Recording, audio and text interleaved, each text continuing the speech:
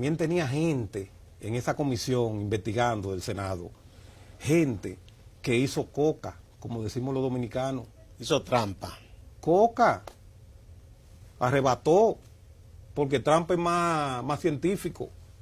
Le arrebató la cosa. Se vendió de serio.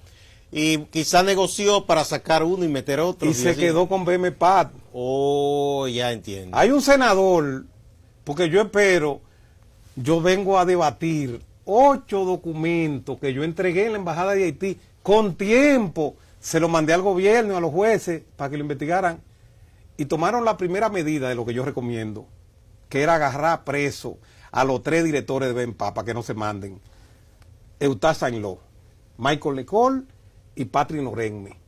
A Patrick Norenme, cuando lo allanan en su casa, le encuentran 90 millones de dólares efectivos. Wow.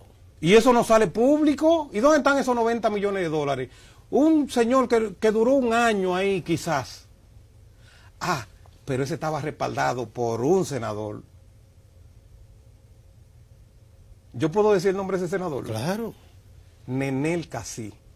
Y Nenel Casí, ese bandido, era de lo que llevaban las investigaciones de Petrocaribe, y usted lo ve con una rigidez y así, y vendiéndose el serio, y de repente extorsiona al gobierno, extorsiona al empresariado, y se queda él con BMPAD, porque los haitianos no sabían lo que era BMPAD.